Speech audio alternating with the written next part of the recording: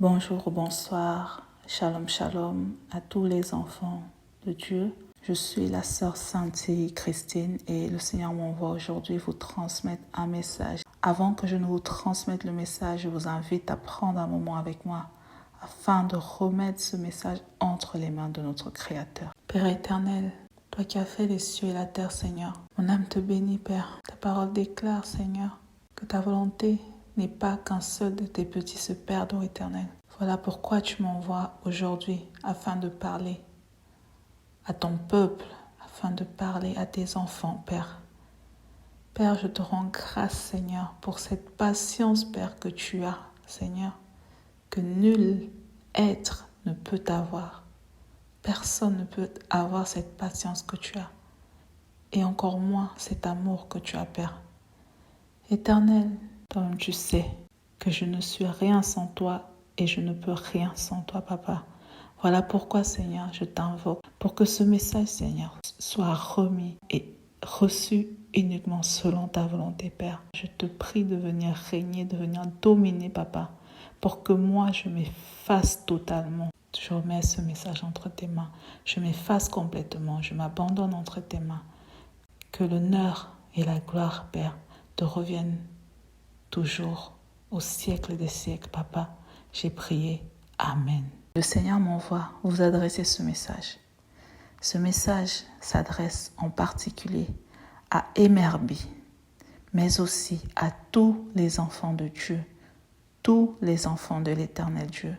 Alors je vous en prie, prêtez-moi vos oreilles, soyez très attentifs. Avant toute chose, le Seigneur m'a promis de revenir sur le message précédent afin de vous présenter le contexte dans lequel ce message m'avait été adressé. Avant de recevoir ce message, avant que le Seigneur ne me permette de venir transmettre ce message, quelques mois avant, j'ai reçu une information qui mentionnait le fait qu'il y aurait un appel à la repentance pour Emerbi suite à un blasphème contre le Saint-Esprit. Et quand j'ai reçu cette information, j'étais peinée, de recevoir cette information et je disais à la personne que j'espère que ce n'est pas vrai, que prions.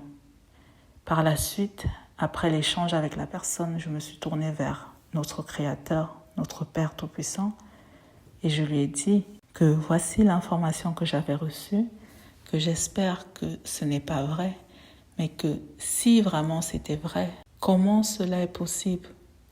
Comment est-ce possible que l'un de ses enfants tombe dans les bras de l'ennemi comme ça? Qu'est-ce qui se passe? Je n'étais pas contente, mais j'étais peinée en fait.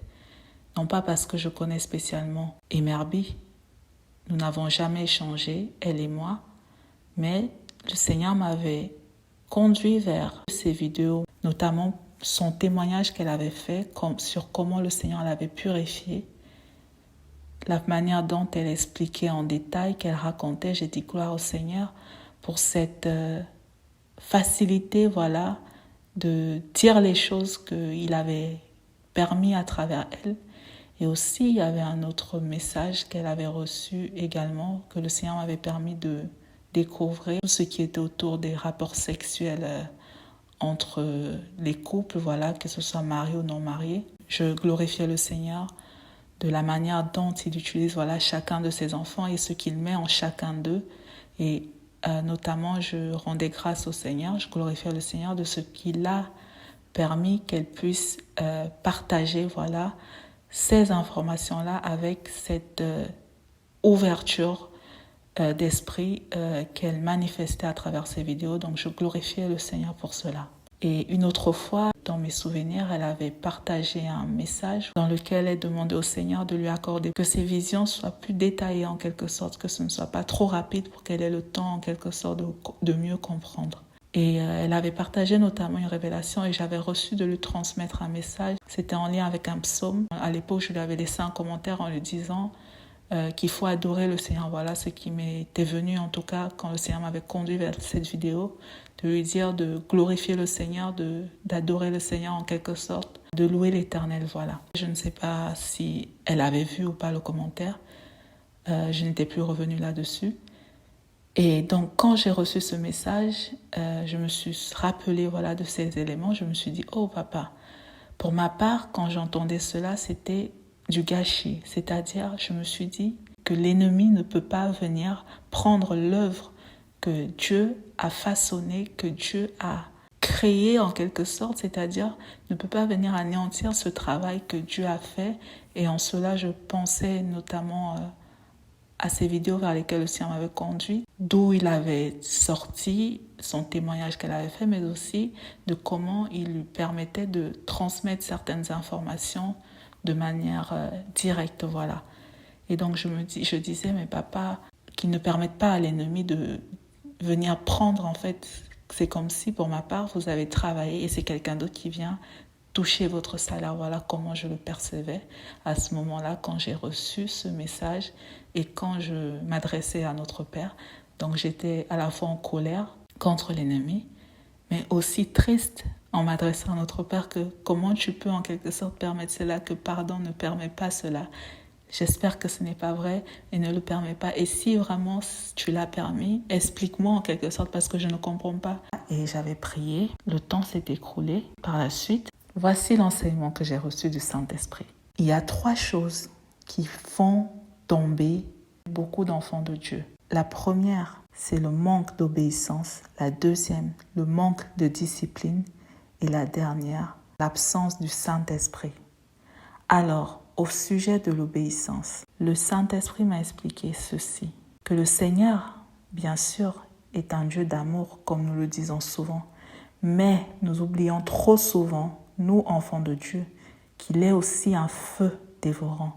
Et pour cela, le Seigneur m'a remis de vous transmettre ces passages. Le premier se trouve dans le livre Deutéronome, au chapitre 13, au verset 1 à 5. Je lis la parole dans le nom puissant de Jésus-Christ de Nazareth. S'il se lève au milieu de toi un prophète ou un songeur qui t'annonce un signe ou un prodige, et qu'il y ait accomplissement du signe ou du prodige dont il t'a parlé en disant « Allons après d'autres dieux, des dieux que tu ne connais point, et servons-les. » Tu n'écouteras pas les paroles de ce prophète ou de ce songeur, car c'est l'Éternel, votre Dieu, qui vous met à l'épreuve pour savoir si vous aimez l'Éternel, votre Dieu, de tout votre cœur et de toute votre âme.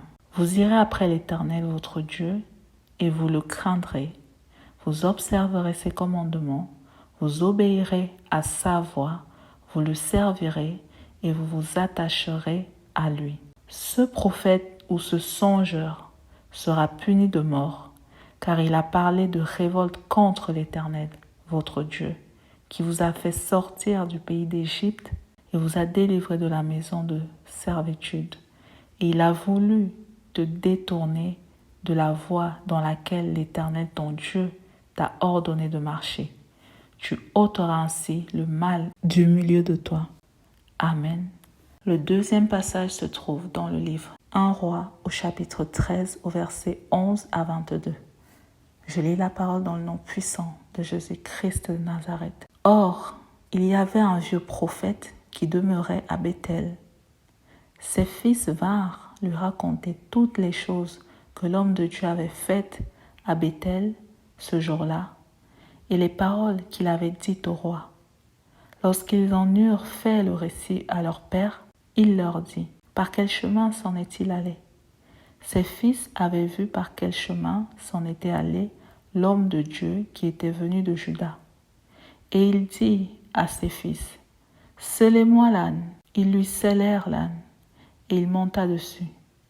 Il allait après l'homme de Dieu et il le trouva assis sous un térébinthe. Il lui dit « Es-tu l'homme de Dieu qui est venu de Juda ?» Il répondit « Je suis. » Alors il lui dit « Viens avec moi à la maison et tu prendras quelque nourriture. » Mais il répondit « Je ne puis ni retourner avec toi ni entrer chez toi.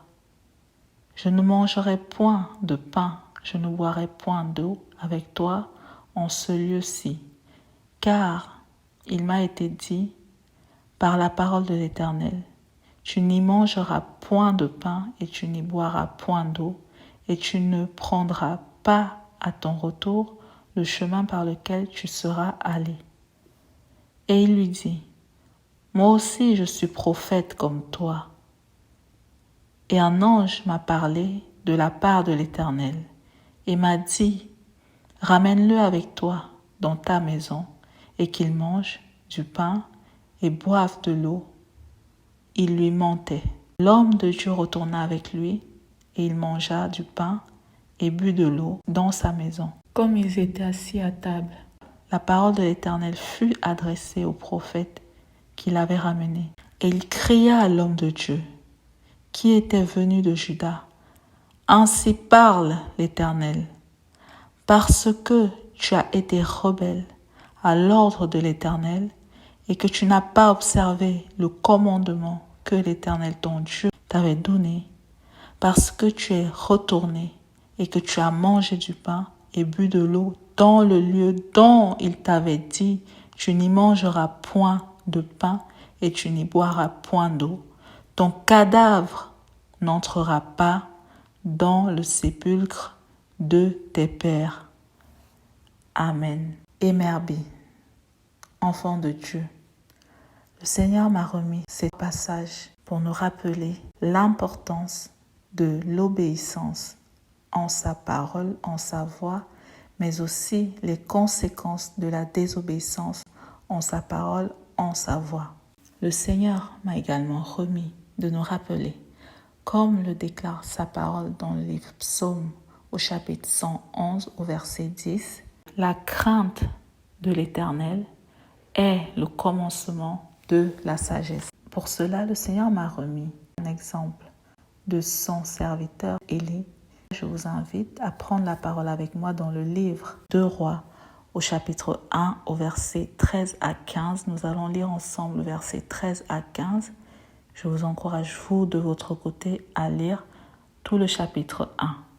Je lis la parole dans le nom puissant de Jésus-Christ de Nazareth. Akazia envoya de nouveau un troisième chef de 50 avec ses 50 hommes. Ce troisième chef de 50 monta et à son arrivée, il fléchit les genoux devant Élie et lui dit en suppliant, « Homme de Dieu, que ma vie, je te prie, et que la vie de ces 50 hommes, tes serviteurs, soit précieuse à tes yeux. Voici, le feu est descendu du ciel et a consumé les 2 premiers chefs de 50 et leurs 50 hommes. Mais maintenant, que ma vie soit précieuse à tes yeux. » L'ange de l'Éternel dit à Élie, « Descends avec lui, n'aie aucune crainte de lui. » Élie se leva et descendit avec lui vers le roi. Amen. Le Seigneur m'avait présenté ce passage comme ceci. Les 2 premiers chefs de 50 se sont présentés devant Élie en lui ordonnant de descendre avec eux. Élie n'est pas parti face à leur ordre. Élie est resté sur place. Il a même invoqué le feu sur eux. Mais c'est seulement et seulement quand Dieu a dit à Élie, lève-toi, va, qu'Élie est parti. Et le Seigneur m'avait présenté cet exemple, ce passage, pour nous illustrer ce qu'est l'obéissance devant lui. C'est-à-dire, peu importe ce qui arrive, peu importe par quoi nous passons, ce qui est devant nous, nous devons être concentrés sur ce que Dieu lui a dit, sur ce que Dieu lui nous a transmis. Comme Élie qui n'a bougé que quand le Seigneur lui a dit « lève-toi ». Nous ne devons pas nous lever ou aller à tout vent. Nous ne faisons que selon sa voix, selon ses recommandations. Nous restions fermes dans ce que lui nous a donné. Nous restions fermes et concentrés sur sa voix et nous n'obéissons que à ce que lui nous ordonne. C'était le premier point de l'enseignement que j'ai reçu du Saint-Esprit et que le Seigneur m'a envoyé partager ici avec vous, vous transmettre à toi, Émerbi, et à vous, à nous tous, enfants de Dieu. Ensuite, le deuxième point, qui est la discipline, le manque de discipline. Voici ce que le Seigneur m'a remis de vous transmettre. Ce que le Saint-Esprit m'a enseigné, c'est que bien souvent, nous, enfants de Dieu, au commencement de notre marche avec l'Éternel, Nous avons une certaine discipline, un rythme que le Seigneur nous enseigne, nous donne, nous apprend, nous remet, notamment sur la vie de prière, sur la méditation de la parole, sur la louange, l'adoration, l'importance de la prière, de méditer la parole, de louer le Seigneur, de nous repentir régulièrement. Dès que nous péchons, dès que nous commettons une erreur, de nous repentir sans raisonner, sans nous poser des questions, d'obéir à la voix du Saint-Esprit qui nous indique quand il faut que nous nous repentions et que nous nous repentions dès qu'il faut le faire. De faire de l'Éternel seul notre appui, de ne pas prendre la chair pour appui, toutes ces choses que le Seigneur nous enseigne au tout début du commencement de notre marche, souvent parce que nous sommes face à lui seul, il n'y a personne autour de nous. Toutes ces choses par lesquelles nous commençons dans notre marche avec le Seigneur, par lesquelles nous démarrons notre marche avec le Seigneur, bien souvent, au fur et à mesure de l'évolution de notre marche, dans notre marche avec le Seigneur, nous ne veillons pas toujours à y rester fidèles. Souvent, nous commençons dans la fidélité avec notre Père, nous lui sommes loyaux, mais au fur et à mesure de notre marche, nous nous éloignons de lui, nous nous éloignons de sa parole, nous nous éloignons, nous nous séparons de ce que lui nous a remis, de ce que lui qui était seul avec nous quand nous avons commencé à vivre tout ce que nous avons commencé à expérimenter au tout début de notre marche avec le Seigneur. Lui seul qui était notre soutien devient en quelque sorte notre ennemi parce que nous le mettons de côté, que nous, enfants de Dieu, souvent nous commençons bien avec le Seigneur, fidèles, dévoués, dans la loyauté, dans la fidélité, dans le dévouement, dans le zèle. Mais petit à petit, avec les choses qui s'intègrent, ce que nous croisons sur notre chemin, nous recommençons à prendre nous-mêmes nos propres décisions, à faire nous-mêmes nos propres choix. Nous oublions même d'invoquer le Seigneur, nous oublions même de vérifier si ce que nous faisons, nous voulons faire est dans la volonté de Dieu ou pas. Alors nous retombons dans nos anciens démons, c'est-à-dire nous retournons à la vie que nous menions avant, bien que nous soyons dans la sainteté. Nous recommençons à manifester le comportement qui nous avait déjà conduit à pécher contre Dieu. Nous recommençons à faire comme lorsque nous étions dans l'ignorance. Nous écoutons à gauche, nous suivons à droite, sans même nous assurer que c'est dans la volonté de Dieu. Et ensuite, il se produit ce qui vient, la morsure du serpent. C'est-à-dire que nous nous retrouvons sous l'emprise de l'ennemi. Et le troisième et dernier point, c'est l'importance de la relation avec le Saint-Esprit. Et le Seigneur m'a remis de nous rappeler que Dieu parle tantôt d'une manière, tantôt d'une autre.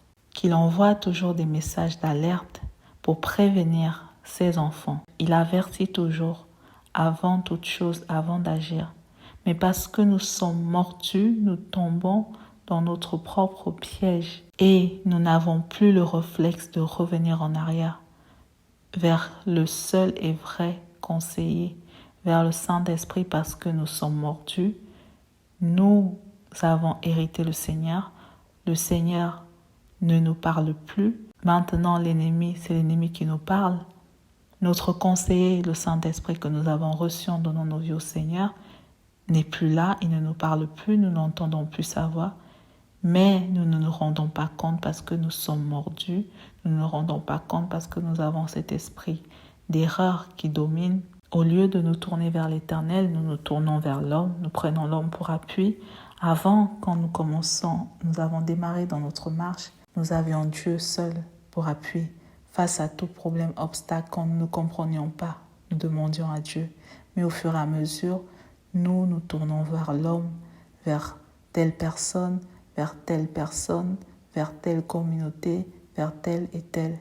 Et à ce moment-là, nous ne nous rendons pas compte, nous sommes en train de mettre notre Créateur de côté, lui qui nous a appelés, qui nous a lavés, lui qui nous a pris par la main. Nous lui disons, ok, maintenant, tu nous as appelés, maintenant je peux me débrouiller tout seul. Et lui, il se tient, il observe, il permet, à l'ennemi de s'amuser, il permet aux démons de s'amuser. Il est là, il observe. Non pas parce qu'il prend plaisir à nous voir malmenés, mais parce que nous avons désobéi, parce que nous l'avons hérité. Jusqu'à ce que, si nous ne faisons pas un pas en arrière, si nous n'avons pas la grâce de faire un pas en arrière, nous nous retrouvions dans un trou, nous chutons.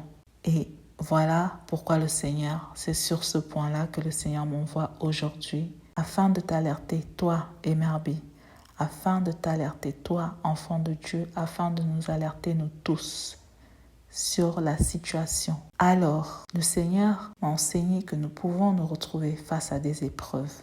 Comme le déclare sa parole, il n'y a aucune tentation qui survienne sans qu'il ne nous ait préparé une échappatoire. Mais maintenant, pour que nous puissions prendre cette issue, nous devons faire un pas en arrière vers celui qui la tient entre ses mains, c'est-à-dire vers notre Créateur. Et pour cela, nous devons continuellement cultiver notre relation avec notre Créateur, avec le Saint-Esprit. Veiller à ce qu'il ne s'éloigne pas de nous, veiller à ne pas le déposer de côté jusqu'au jour où il part. Veiller à ce que nous soyons toujours attachés, collés, serrés, accrochés à lui. Veiller à ce que ce soit lui qui soit toujours notre voix. Veiller à ce que nous le chérissons, qu'il soit toujours notre premier et notre dernier et notre seul et unique amour que nous portons dans notre cœur, que nous chérissons de tout notre cœur, de toute notre âme, avec toute notre force. Quand nous ne veillons pas à cela, c'est là où nous nous retrouvons dans le trou, sans nous en rendre compte, parce que enveloppés dans un voile que nous ne voyons pas, nous retournons à l'état encore pire que ce que nous étions avant de connaître le Seigneur. Comme nous l'enseigne Matthieu au chapitre 12, au verset 43 à 45. Alors, le Seigneur m'envoie aujourd'hui pour nous rappeler l'importance de l'obéissance dans sa parole. Quand il nous dit « ne fais pas, tu ne feras pas », si quelqu'un nous dit le contraire, « fais », allons dans sa présence, cherchons le Seigneur, car Dieu seul pourra attester. Ne pas nous fier à l'instinct. L'instinct n'est rien. Mais nous fier à Dieu, ne pas nous croire intelligents en nous disant que « oh, j'ai la certitude ». Non. Notre certitude doit être Dieu, notre instinct doit être Dieu, notre conviction doit être Dieu. Tout doit venir de Dieu. Ne nous voyons pas sages à nos propres yeux. Souvenons-nous toujours que le commencement de la sagesse, c'est la crainte de Dieu. Et cela passe par l'obéissance en sa parole. Cela passe aussi par la discipline. Ce que nous faisions au début de notre marche, si nous passions beaucoup de temps à adorer le Seigneur, est-ce que nous le faisons toujours? Si le Seigneur nous a conduits vers lui par sa parole, est-ce que nous passons encore du temps dans sa parole? Si le Seigneur s'est révélé à nous par la prière, est-ce que nous chérissons encore ces moments de prière? Posons-nous les bonnes questions. Le Seigneur nous appelle tous à faire un pas en arrière, à nous poser les bonnes questions. Nous ne sommes plus dans une période où nous avons droit à l'erreur. Nous n'avons pas droit à l'erreur. Avant déjà, nous n'avions pas droit à l'erreur. Nous avons encore moins le droit à l'erreur maintenant que nous connaissons le Seigneur. Parce qu'il y en a un qui rôde jour et nuit, qui est prêt.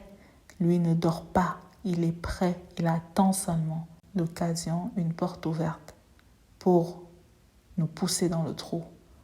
Alors le Seigneur m'envoie aujourd'hui pour réveiller nos consciences, pour nous réveiller, pour nous dire attention, pour nous dire attention, pour nous dire attention. L'importance de l'obéissance, de la discipline et de chérir, d'entretenir notre relation avec notre Père, de toujours le garder lui seul comme le seul et l'unique amour de notre vie, car c'est lui seul qui est l'amour de notre vie, qui nous donne un mari, qui nous donne des femmes. C'est toujours lui seul que nous devons aimer de tout notre cœur. C'est lui seul que nous devons aimer avec toute notre force et c'est lui seul que nous devons aimer de toutes nos pensées. Attention à ne pas le mettre de côté. Et pour cela, Emerbi et à vous tous, enfants de Dieu. Quelque temps avant que le Seigneur ne m'envoie transmettre ce premier message Emerbi. Si tu es là en train de m'écouter, et vous, enfants de Dieu, ce premier message que j'avais partagé à Emerbi, que je vous avais invité de transmettre et dont je crois par la grâce du Seigneur qu'elle a reçu. Avant que le Seigneur ne m'envoie le transmettre, le Seigneur m'avait emmené vers un enseignement, un message que le Père des Nations avait partagé, un témoignage au sujet d'une femme que je ne connaissais pas. Le nom me disait quelque chose, mais je ne connaissais pas son histoire avant ce jour-là. Je vous mettrai le lien dans la vidéo et en description de cette femme qui avait commencé dans sa marche avec le Seigneur et que malheureusement a été mordue par la suite. Et aujourd'hui, c'est pourquoi le Seigneur m'envoie de toute urgence afin de te parler à toi, Emerbi, à toi, enfant de Dieu, à vous tous, à nous tous, de veiller sur nos pas, de faire attention afin de nous dire attention, afin de sonner l'alarme. Emerbi, le Seigneur m'envoie pour te sonner l'alarme. Vous tous, enfants de Dieu, nous tous, enfants de Dieu, le Seigneur m'envoie vers vous, vers toi, Emerbi, vers nous tous, enfants de Dieu, afin de vous sonner l'alarme, afin de vous dire attention, il ne faut pas blaguer. Nous ne devons pas blaguer, nous ne pouvons pas blaguer. Ce n'est pas un jeu, nous ne sommes pas dans un jeu. Nous ne sommes pas dans un jeu, l'enfer est réel, le royaume des cieux est réel, l'enfer est réel tout comme le royaume des cieux. L'amour de Dieu est réel, mais sa justice est aussi réelle. Sa patience est aussi réelle. Le Seigneur m'a remis de vous partager pour vous qui avez entendu parler de cette histoire, de cette femme qui avait commencé dans la marche avec le Seigneur, qui était dans la vie de sainteté, mais par la suite, malheureusement, elle est tombée. Elle a été mordue et elle est tombée. Le Seigneur m'envoie aujourd'hui pour te dire à toi, Emerbi, à vous tous, enfants de Dieu, que ça ne lui fait pas plaisir de voir un de ses enfants tomber. Ça ne lui fait pas plaisir de voir un de ses enfants tomber. À toi, Emerbi, le premier message que le Seigneur m'a adressé afin de te transmettre, si tu ne l'as pas reçu, je t'en prie, je t'invite à aller l'écouter. Et si jamais tu l'as reçu et que tu as pris un temps dans le Seigneur, gloire au Seigneur. Mais si jamais tu l'as reçu et que tu as pris un temps dans le Seigneur, mais que tu n'as pas agi ou compris ou reçu le message tel que tu devrais le recevoir, Emerbi, et vous, enfants de Dieu, je t'en prie, fais un pas en arrière. Le Seigneur m'a enseigné, quand ça sent mauvais, quand ce n'est pas bon, retournez en arrière, oubliez tout, je dis bien tout, même ton mari, si tu es marié, oublie ton mari, parce que c'est ton Dieu qui est ton mari, ton vrai mari. C'est Dieu qui te donne le mari. Et ce n'est pas au mari de prendre la place de ton Dieu. Quand ça ne va pas, ayant le réflexe de faire un pas en arrière et cherchant le Seigneur jusqu'à ce que nous le trouvons. N'allons pas vers des groupes, vers des personnes. De nous dire toujours que nous ne sommes pas sages, que nous ne connaissons rien. Par exemple, même si quelqu'un vient te dire quelque chose, commence à pleurer même déjà dès maintenant. Implore le Seigneur, réponds-toi. Dis, papa, si vraiment c'est ça, je te demande pardon. Même si lui, après, il te dira, non, ma fille, ne t'inquiète pas. Mais ne nous disons pas, oh, moi, il ne m'a rien dit, alors non, non. Ça, c'est la morsure qui agit, c'est le venin qui agit. Quand nous entendons quelque chose, une alarme, un danger, allons au pied du Seigneur, pleurons, invoquons-le.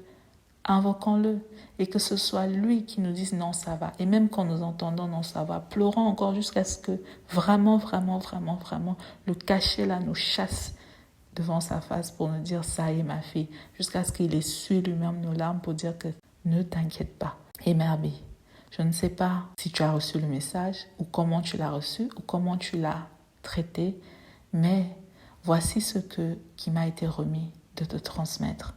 Le Seigneur ne veut pas qu'un seul de ses petits se perde et le Seigneur ne prend pas plaisir à voir les âmes en général partir en enfer et encore moins les âmes de ses enfants partir en enfer. C'est pourquoi le Seigneur m'a remis de te partager, de vous partager à vous tous enfants de Dieu, à moi y compris, tout le monde entier, ce témoignage, cet enseignement dans lequel le Père des Nations présente ce qui s'était passé, l'histoire de cette femme qui n'est plus dans ce monde, afin de nous éveiller,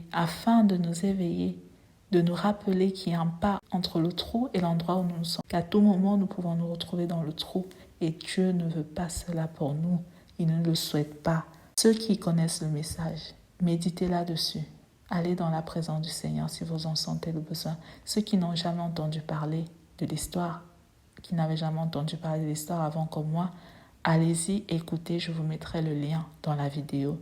Le Seigneur ne souhaite pas cela pour ses enfants. Le Seigneur n'a pas été ravi et n'est pas ravi que cela se soit passé ainsi. Voilà pourquoi le Seigneur m'envoie encore une fois sonner l'alarme, sonner l'alarme, sonner l'alarme.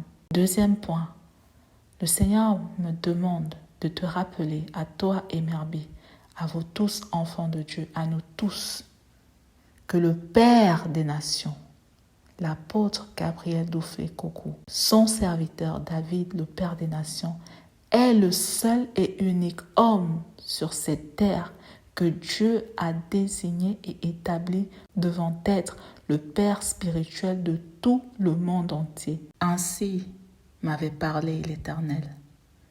Mes serviteurs sont les gardiens de mes commandements, les lois de l'Éternel. Mes serviteurs sont les gardiens de mes commandements, les lois de l'Éternel. Le Seigneur m'avait également remis ce passage pour nous aider à discerner les esprits sans pour autant tomber dans le blasphème du Saint-Esprit. Matthieu au chapitre 12 au verset 31 à 37. Encore une fois, Merbi, je ne sais pas comment tu as reçu le premier message, ni comment tu recevras ce second. Dieu seul sait ce qu'il en est pour chacun d'entre nous. Mais ce que je sais, c'est ce que Dieu m'a enseigné. C'est qu'il ne prend pas plaisir à voir nos âmes en enfer. Il ne prend pas plaisir à nous voir périr en enfer.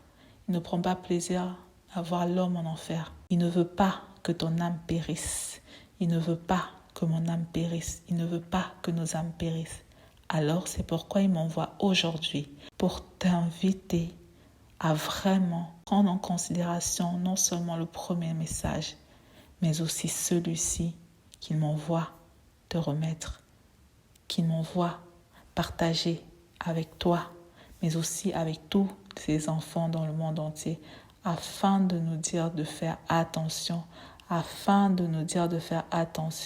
Tous ceux et celles qui n'ont pas reçu le message de la vie de sainteté, ni au sujet du serviteur de l'Éternel, vous avez le droit de douter, mais encore une fois, cherchez vraiment le Seigneur. Ce n'est pas un homme qui m'a révélé le serviteur de Dieu, c'est Dieu lui-même qui me l'a révélé. Moi-même, j'ai été éprouvée, mais j'ai fait un pas en arrière en me disant, Père, c'est toi qui connais tout. Et je l'ai cherché jusqu'à ce qu'il me chasse. Et Merbi, voici ma prière pour toi. Cherche le Seigneur. Peu importe la conviction que tu as dans ton cœur maintenant, ma prière pour toi est que tu cherches le Seigneur jusqu'à ce que lui te chasse, qu'il te dise, ça y est, c'est assez. Cherche-le jusqu'à ce qu'il te chasse.